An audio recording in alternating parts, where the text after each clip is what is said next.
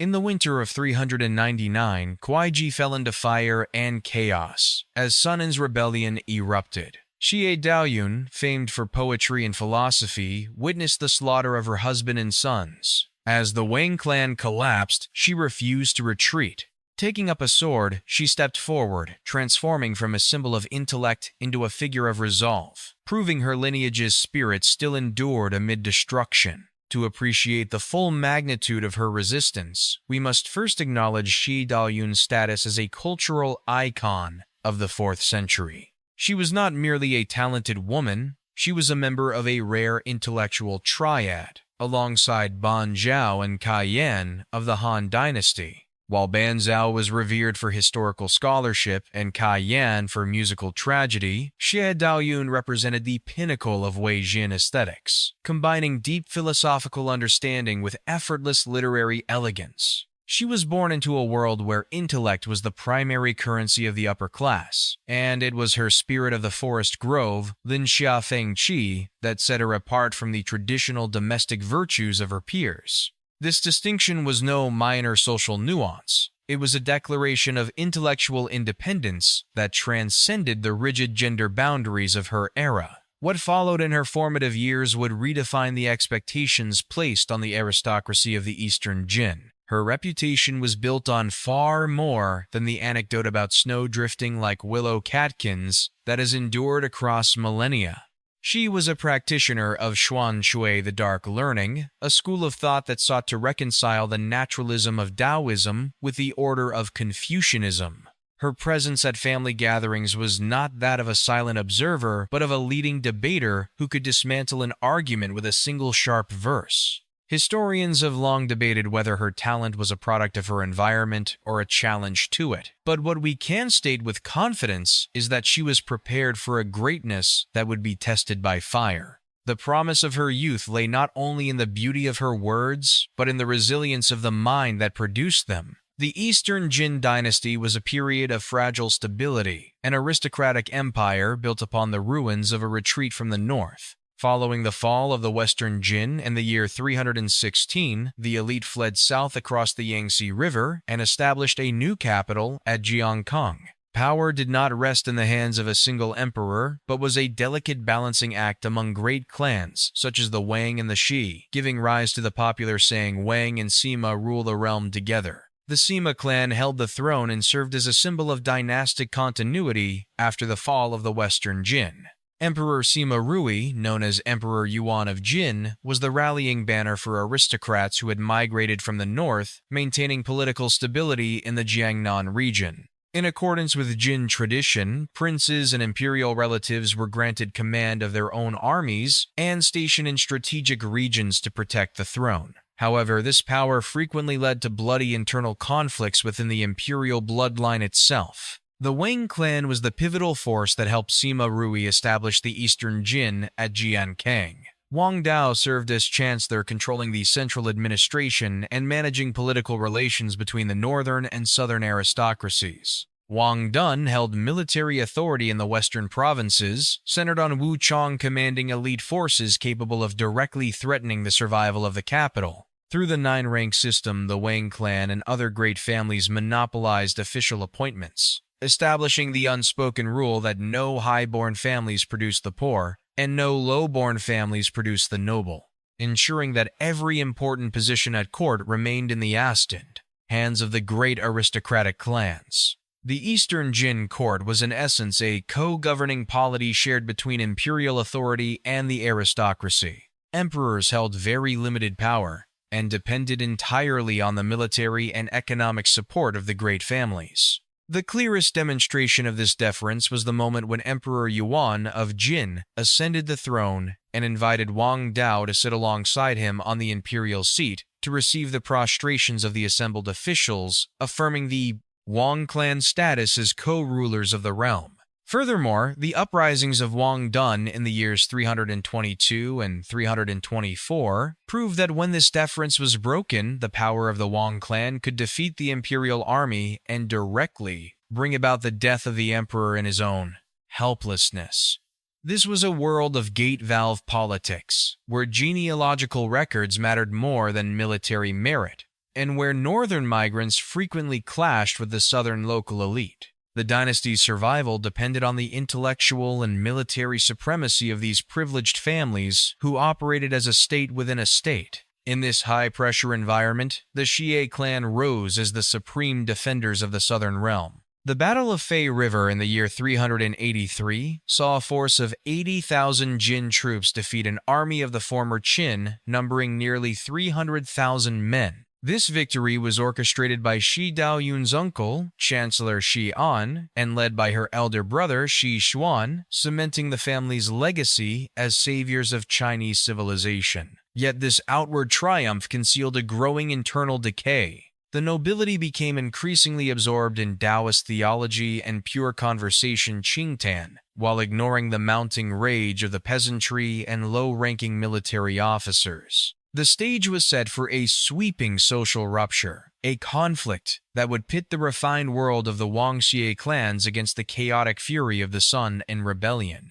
Xie Daoyun's bloodline was a tapestry woven from the most influential intellects and swords of the 4th century. She was the daughter of Shi Yi, but it was her uncle, Chancellor Xi, and 320 to 385, an outstanding statesman and military figure and the cornerstone of the Eastern Jin court throughout the 4th century, who played a crucial role in nurturing her intellectual gifts from an early age. Xie, on regularly held family gatherings to discuss and compose poetry with the younger generation. He placed special emphasis on the capacity to appreciate beauty in language, exemplified by the famous episode in which he tested his nieces and nephews by asking them to compose verse on a scene of falling snow, training their visual imagination. He taught the children about metaphysical philosophy, Xuanshu, rooted in the thought of Lao Tzu Zhuangzi and the Book of Changes. This was the foundation for the otherworldly worldview and composed bearing characteristic of Wei Jin intellectuals. He cultivated sharp debating and rhetorical skills through sessions of pure conversation. Thanks to this training, his niece Xie Daoyun became a formidable debater, capable of holding her own against the foremost scholars of the age. Rather than rigid dogma, Xian taught his children about loyalty, composure, and the ability to uphold one's dignity in the face of adversity.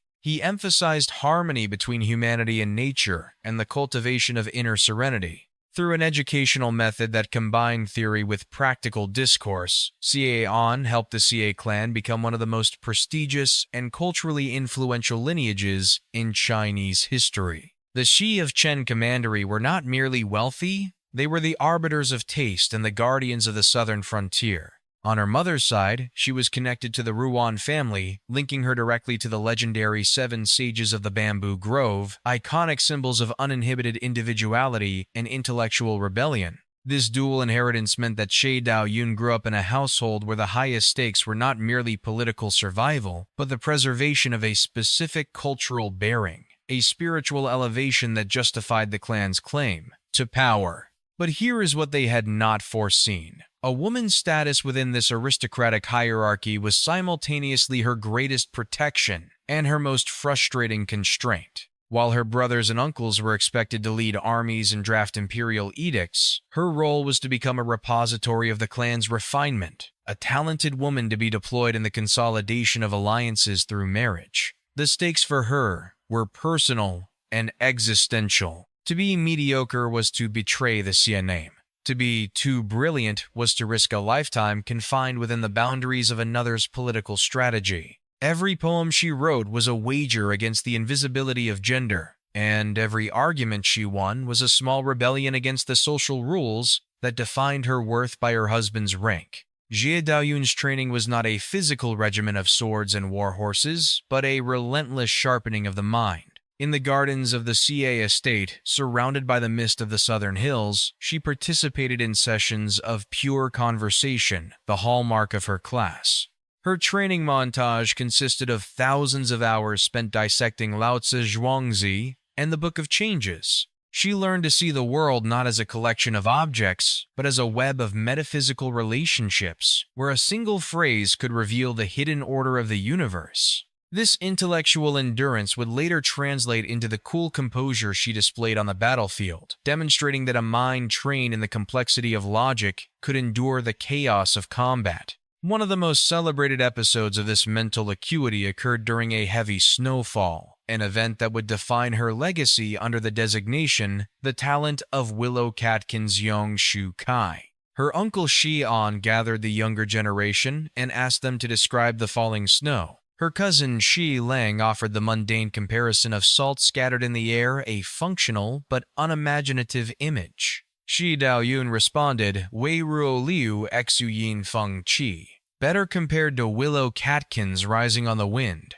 This was not merely a superior poem, it was a demonstration of the ability to find life and motion within a still scene, a skill of visual perception that historians regard as central to the Eastern Jin aesthetic of seeing with the eyes of the mind. This was her training the mastery of the moment and the refusal to accept the ordinary. The pivotal decision that defined the middle chapter of her life was one made for her, yet it was her response to it that revealed her true character. And seeking to strengthen the alliance between the two most powerful families in the empire, chose Wang Ningji as her husband.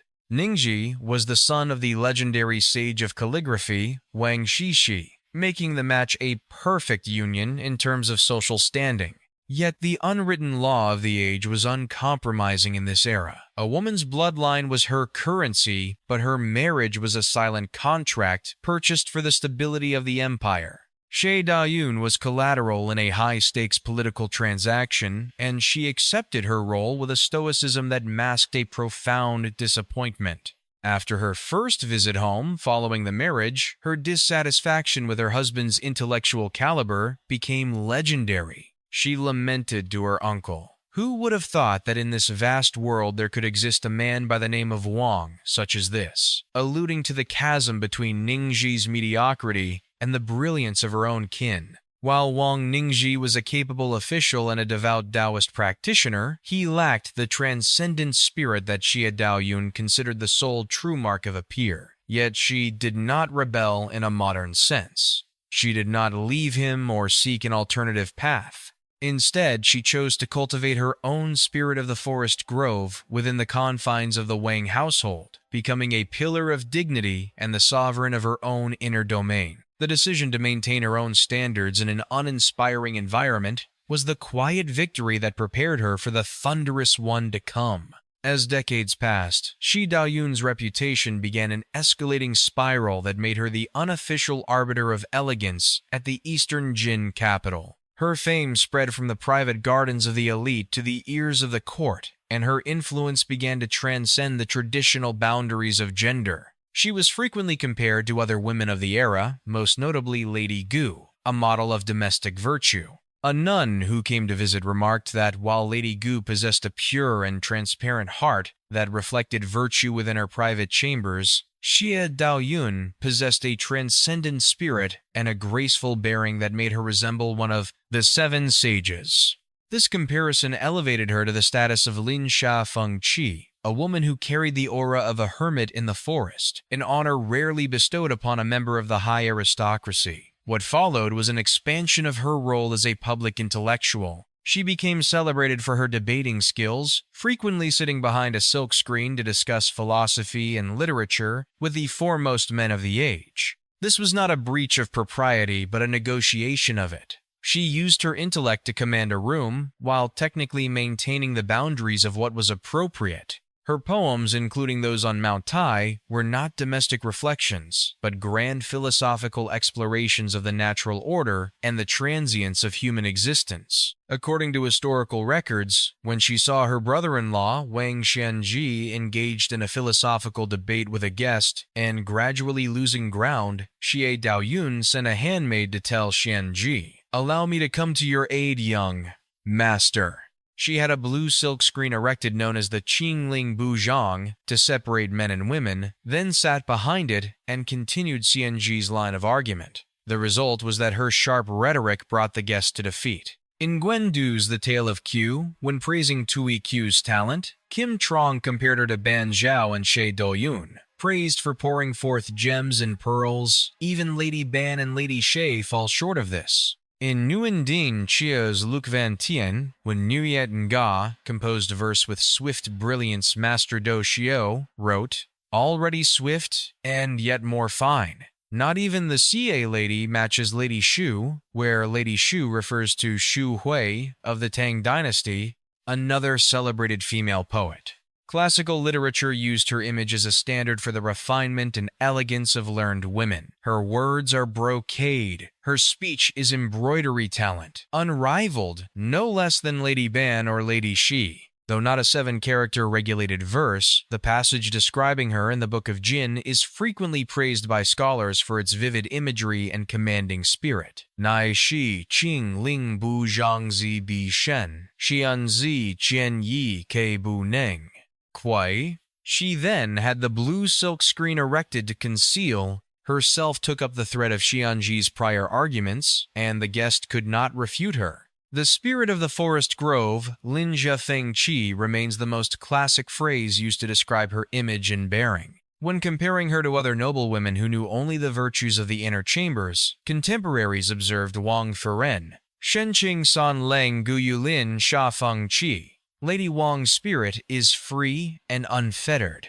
She possesses the bearing of the great recluses of the bamboo grove. The image of her seated behind the screen was not merely the observance of propriety between men and women, it was the expression of an intellect that pierced through the dividing veil, using words to conquer the foremost minds of the expression era. Her reputation's upward spiral was self-reinforcing. The more she engaged with the male-dominated world of Xuan Shui, the more the men of that world sought her validation. She was no longer merely a daughter of the Shi or a wife of the Wang. She was an entity of the mind. The greatest confrontation of Xie Daoyun's middle years was not a visible enemy, but the crushing weight of her husband's deepening obsession with Taoist mysticism. As the political situation in the Eastern Jin deteriorated, Wang Ningji sank further into the Wudomi sect of Taoism, a school that emphasized spiritual rituals and the intervention of supernatural forces over practical governance. This created a profound inner conflict for Xie Daoyun.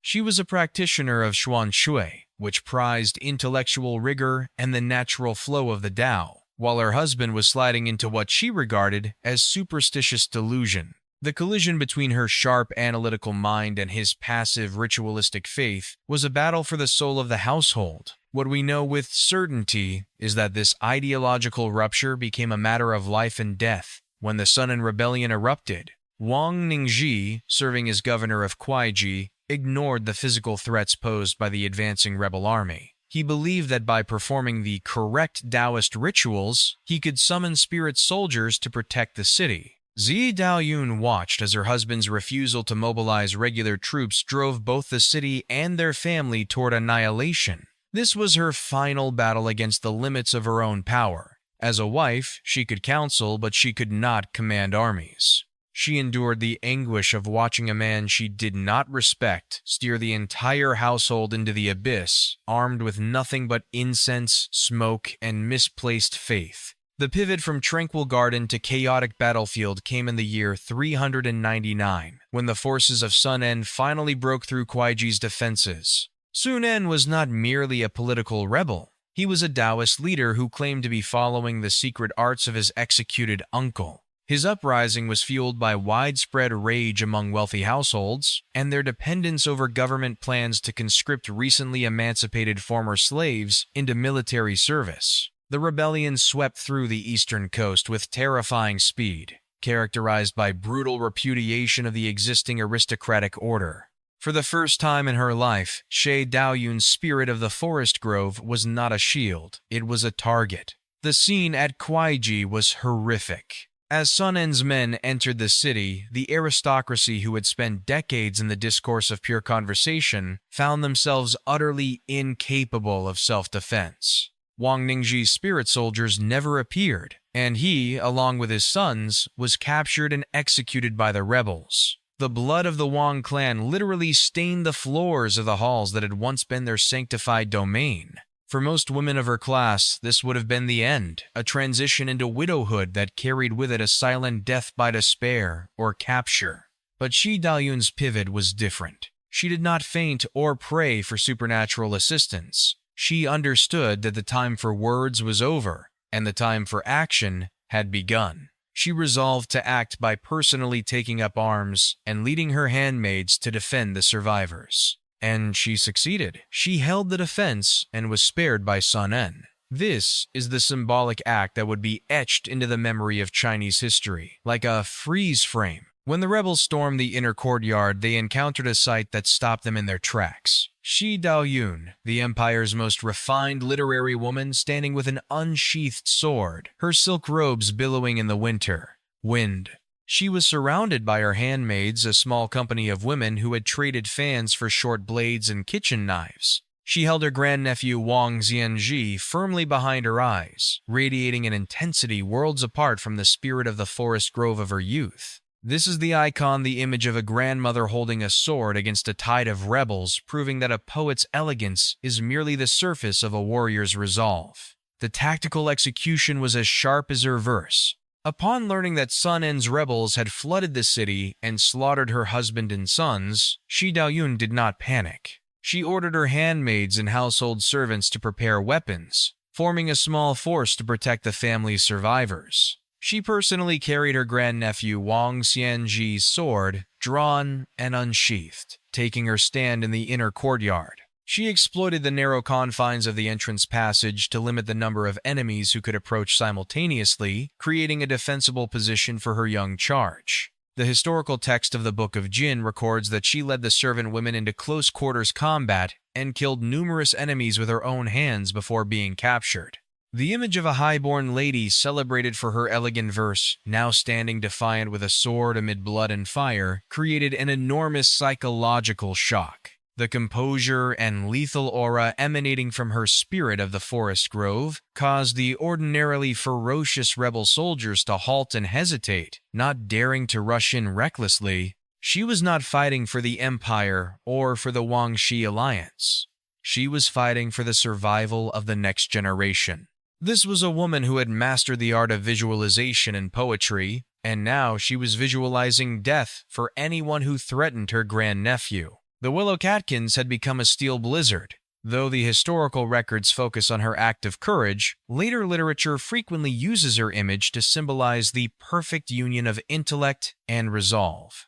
In Vietnamese literature, she is often referred to as A Ta Lady Xie, and placed alongside Ban Zhao, referred to as Nang Ban Lady Ban. In Wen Du's The Tale of Qiu, praised for pouring forth gems and pearls, even Lady Ban and Lady Xi fall short of this. In Nguyen Dinh Chie's Luc Van Tien, already swift and yet more fine, not even the Xie lady matches Lady Xu, praising the swiftness and brilliance of a woman's literary thought. She is frequently invoked as a model of a woman who is of service to the world, not merely skilled in poetry but capable of bearing the weight of state and family affairs in times of crisis. Words like brocade mouth that embroiders talent, unrivaled no less than Lady Ban or Lady Xi. The image of Xie Daoyun holding a sword in the inner courtyard has become a classical allusion to courage, demonstrating that intellectual cultivation does not make a person fragile, but rather forges a spirit of steel in the face of every calamity the age can bring.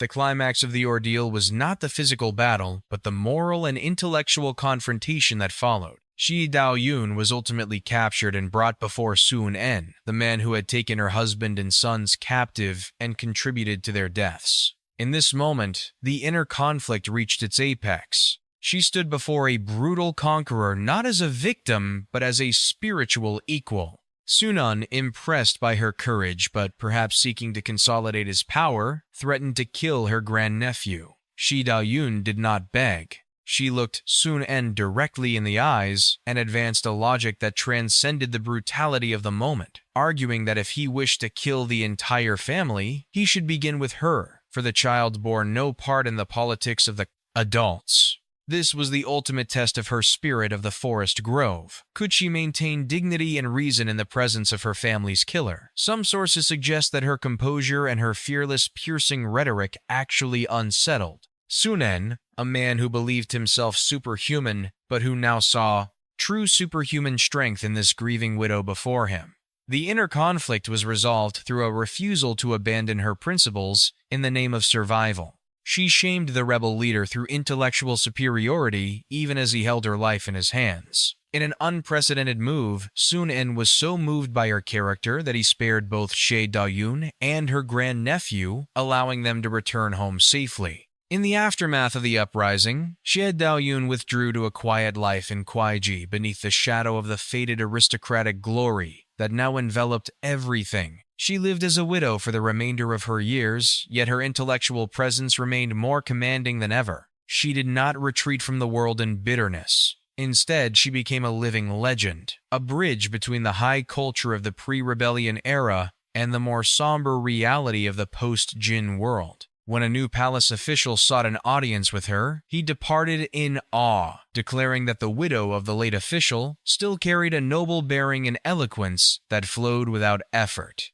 She had redefined the nature of the talented woman, from a vessel of passive beauty to one of active, enduring intellect. Yet the shadow in her life was the persistent rumor and debate surrounding her marriage. Historians and literary critics have long scrutinized her lament about a man by the name of Wang and the apparent absence of conjugal affection toward her husband. Some have argued that her intellect rendered her unwomanly, or that her grief was more for the loss of clan status than for her spouse. Yet her later years suggest a more nuanced reality. She was a woman who had witnessed the best and worst of her civilization and had chosen to continue as its guardian through her conduct and her poetry. She had moved beyond the need for male recognition existing in a space she had created for herself, a breath of grove air that no rebellion could burn away. The legacy of Xie Daoyun is a thread stretching across nearly 2,000 years of Chinese culture. The term, the talent of Willow Catkin's Yang Shu Sai, remains to this day a standard of praise for female poets, appearing in foundational texts such as the three-character classic. She paved the way for later giants, such as Li Qingzhao of the Song Dynasty, who looked to Xie Daoyun as a model of how a woman could possess both learning and an independent spirit.